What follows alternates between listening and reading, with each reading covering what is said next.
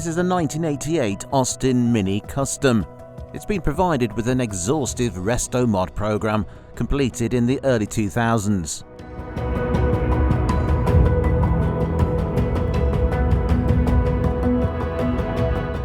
It's been in current ownership since 1998, with only one former keeper and a 27,000-mile example from new before restoration.